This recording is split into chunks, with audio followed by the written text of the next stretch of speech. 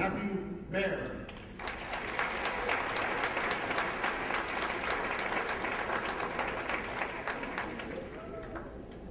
Thank you, Wayne. What's up, guys? My name is Matthew Mayer. As Mr. Shelton said, I'm 25 years old. I'm from Cape May Courthouse, New Jersey. I'm here to talk to you about where I've been, what I've come from, and that guy that I am today.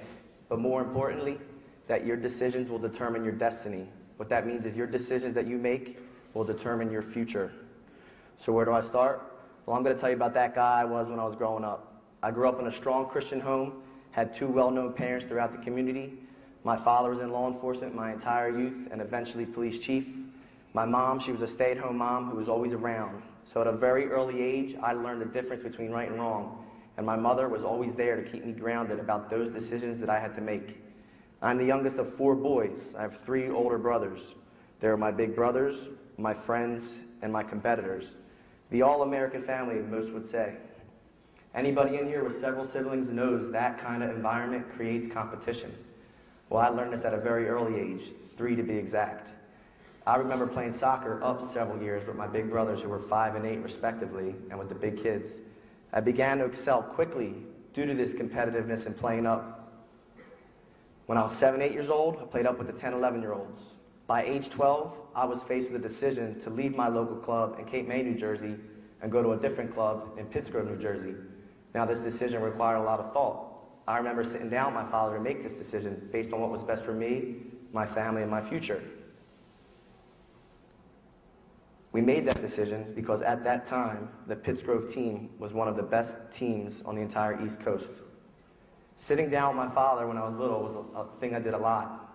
Talk to him about future decisions. But remember, sometimes you don't have that luxury. Sometimes you don't have your friends. Sometimes it's just you that has to make that decision. Well, after 2 years, when I was 12 years old of being in Pittsgrove, we sat down again and decided I should move on to a different club, South Jersey Barons, known today as the Ocean City Barons, because the decision that I would make at those times would determine my destiny. Also at this time, from the ages 12 to 16, I was one of 22 members chosen to represent the state of New Jersey in the Olympic Development Program. What that means is I was one of 22 members to represent New Jersey, travel all across the East Coast, and play against other teams, from Maine down to Virginia. At this point in my life, I'm making decisions based on my soccer goals, what was best for me and my soccer future. I was that guy, that young local star coming up, and it felt good. I was making good decisions, and I was having fun doing it. But the best part about it, my brothers, my parents were proud, and they were enjoying that success with me.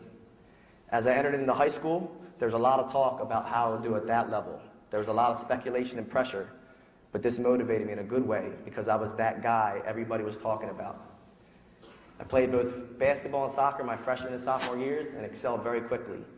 Going into my junior year, I was that guy to lead both varsity basketball and varsity soccer. In my junior year soccer season, I scored 32 goals with 17 assists, leading the area, leading South Jersey, and eventually being named the area's MVP. Also as a junior, I was named first team All-South Jersey, All-Conference, and All-State teams. I'm the only person in my school's history to do so as a junior.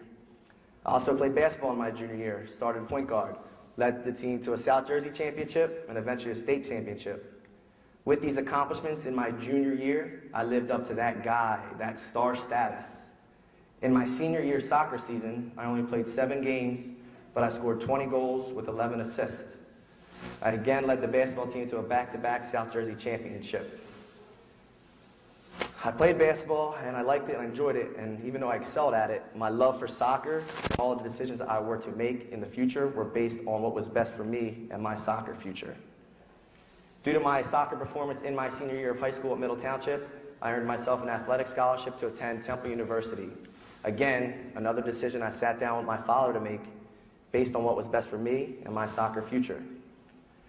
As I entered into college, again I was labeled that guy, that incoming freshman, that top recruit, expected to excel. And I did just that. At the end of my freshman year, I was named to the Atlantic 10 Conference All-Rookie team. Now don't get me wrong, I sat in an auditorium just like this, went to high school, was in college now. I went out, I made good decisions, I made some bad decisions, but during this whole entire time, I felt untouchable. Nothing can go wrong. What could happen? I was that guy walking around on campus. All of the decisions I made up until this point in my life were based on my soccer accomplishments and that guy status, playing only because it made me look good. Well, it wasn't until the middle of my sophomore year in college that I realized there was more to life than just being that guy. My oldest brother suddenly passed away in December of 2005 at the age of 28 years old, leaving behind a 4-month-old daughter. So instead of going home for my sophomore winter break, relax, get my mind off school, I went home to a funeral. Went home to a family in grief. For the next several months, I found myself contemplating what was I doing this entire time? Why was I in school? What really mattered? I came back that spring semester in my sophomore year and I realized I could take this soccer thing to the next level.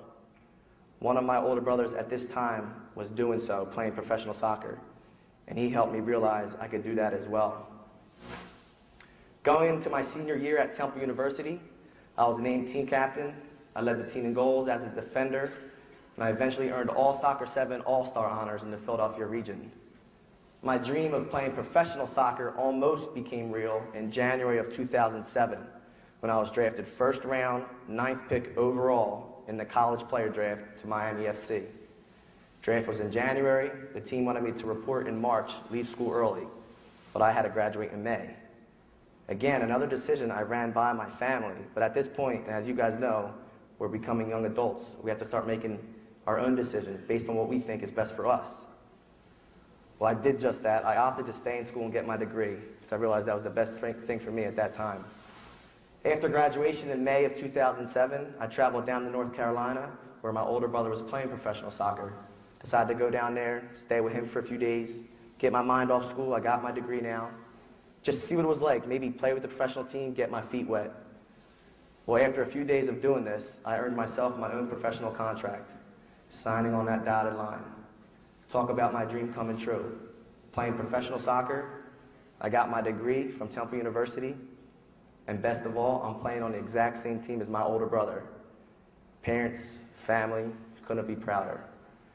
Toward the end of this 2007 season in North Carolina, I was once again drafted to play in the MISL, which is the Major Indoor Soccer League.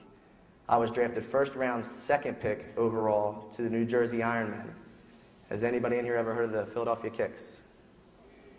Well, that's the exact same league that I was drafted to. Going home as a professional soccer player at this time, I was that guy in the community, coming home, played on national television several times in front of thousands. Kids wanted my autograph when I went places. Parents were calling me up and inviting me to their kids' birthday parties. This was an unbelievable feeling. I began this 2008 season again with the New Jersey Ironmen, starting my 2nd year as a professional athlete. In January of 2009, I made the move to the Philadelphia Kicks, rejoining my older brother for the 2nd time on the same team. Now, I'm not telling you, and I did not just tell you all that stuff to toot my own horn.